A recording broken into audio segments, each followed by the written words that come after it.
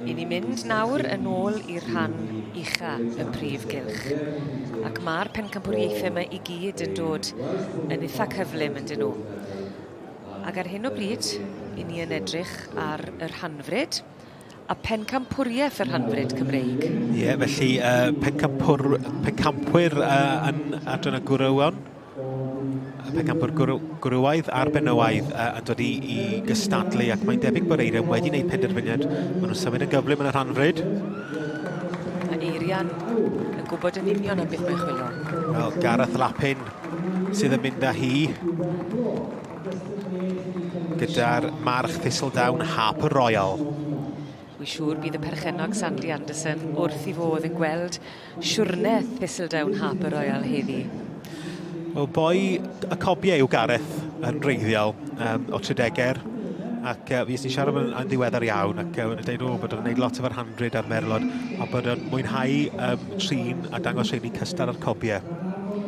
A beth yw ti'n credu am yr Rhanfrid sydd wedi dal dychymyg Gareth Lapping? Dwi'n meddwl falle byd jyst holl o wahanol, pobl newydd hefyd ac mwynhad yr cynhyrchu a cynhyrchu. Obviously maen nhw'n cael eu plethu a pethau fel yna, felly maen nhw'n cael eu cynhyrchu'n wahanol hefyd. Ydy mae'r paratoi'n wahanol i'r hyn bydde Gareth Lapping yn arfer dangos? Her newydd. Eisiau hwnna arno ni gyd. Ambell waith. Cambridge, so been a good journey for you to come here today and winning the overall championship in this section.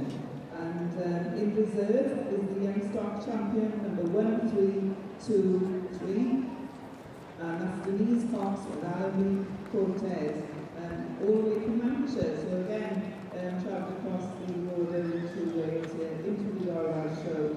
So many thank you and our congratulations. So please, people sitting there in the grandstand, show your appreciation for the wonderful animals that have come here this morning and made wonderful display of the Welsh breeds here for us. So if you can, show your appreciation in the usual Royal Welsh way for the champion of the Welsh Part-Bred from all the way Thistledown Harper Royal. So from what happened now here.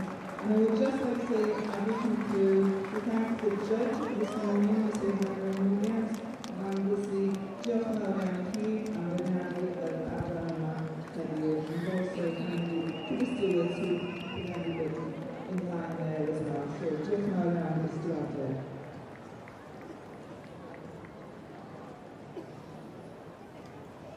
In the section Sioe, we have results in special 67, which is the best foal.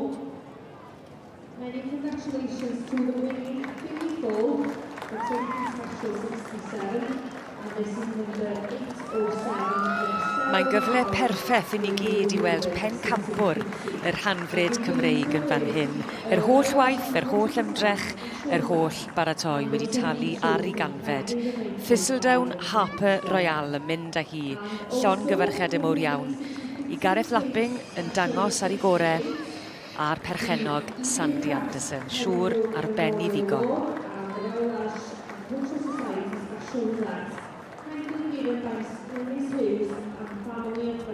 In memory of Mrs. Edith Raps, Penny Roaster.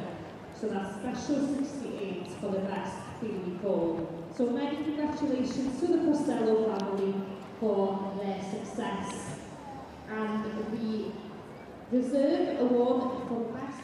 Well, Gareth Lapping from Hereford, you're having quite the week. Another championship to add to the tally, this time the Welsh Part-Bred.